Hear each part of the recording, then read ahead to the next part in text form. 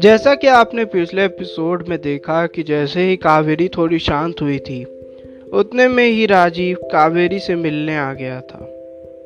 कावेरी ने जब राजीव से राज के बारे में पूछा, तो राजीव थोड़ा सोच में पड़ गया था। फिर उसने उदासी के साथ अपना सिर नाम में हिला दिया।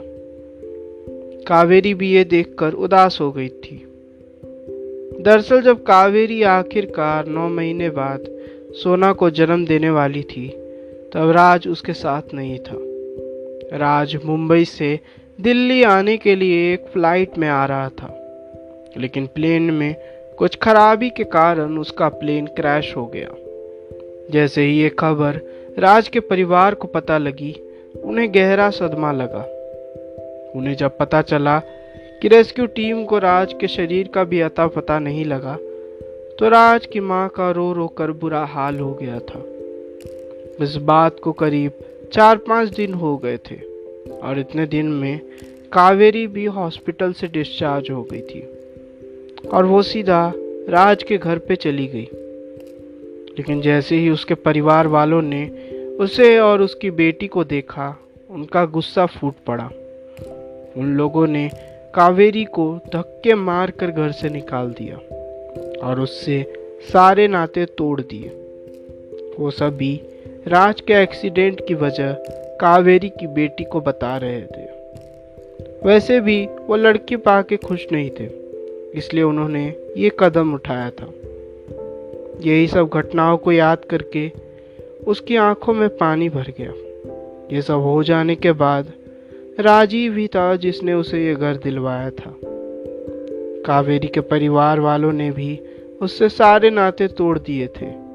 उनका कहना था कि अगर कावेरी के उसके ही ससुराल वालों ने निकाल दिया, तो वो लोग कैसे अपना सकते थे। वो सभी सिर्फ अपनी इज्जत के बारे में सोच रहे थे। इतने में राजीव ने कावेरी के आंसुओं को देख लिया था और वो उसके रोने का कारण भी समझ गया। इसलिए उसने बात को बदलते हुए कहा, भाभी ये लीजिए, मैं आपके लिए 10,000 लेकर आया हूँ।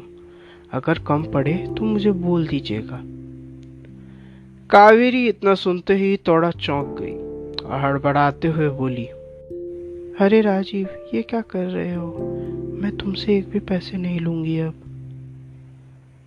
वो सोच रही थी कि राजीव का उस पर पहले से ही बहुत एहसान था और वो ये पैसे लेकर उस एहसान को अब और नहीं बढ़ाना चाहती थी।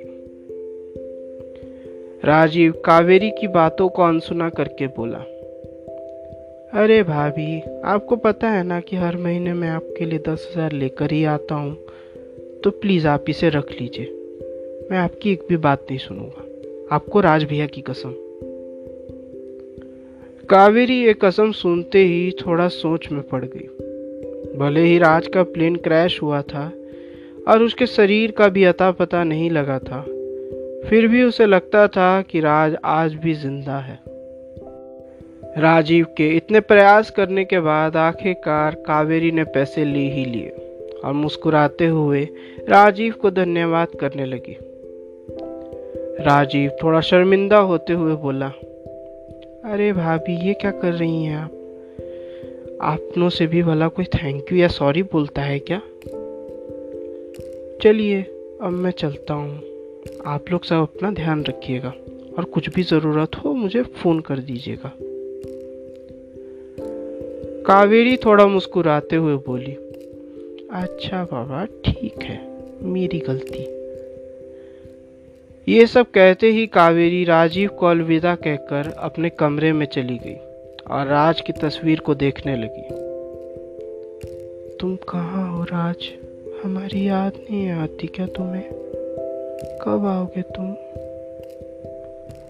कावेरी ये कहकर राज की तस्वीर को अपने सीने से लगाकर रोने लगी। उसे ये भी नहीं पता चला कि उसकी आंखें कब लग गई। जब सुबह हुई तो कावेरी किसी के रोने की आवाज से उठ गई। उसने देखा कि सोना रो रही थी। वो अपने बेड पे से उठी और सोना के पास जाकर बोली, सोना बेटा, क्या हुआ? क्यों रो रही हो?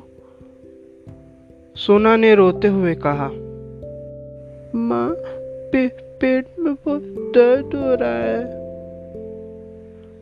दरअसल सोना को करीब 1 महीने से पेट में अचानक बहुत दर्द होने लगता था। कावेरी ने बहुत सारे घरेलू तरीके आजमाए, पर कोई भी असर नहीं पड़ रहा था।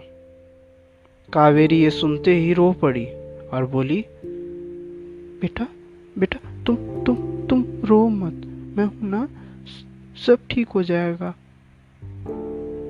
ये कहकर कावेरी सोना को गले लगा लिया।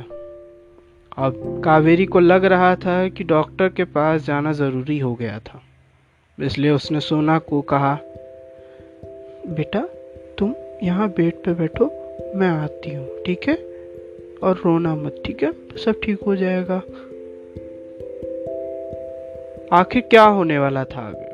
कहाँ गई थी कावेरी और सोना को क्या हुआ था? यही सब सवालों को जानने के लिए सुनते रहिए इस पॉडकास्ट को। तब तक के लिए मैं आदित्य आप सभी से विदा लेता हूँ।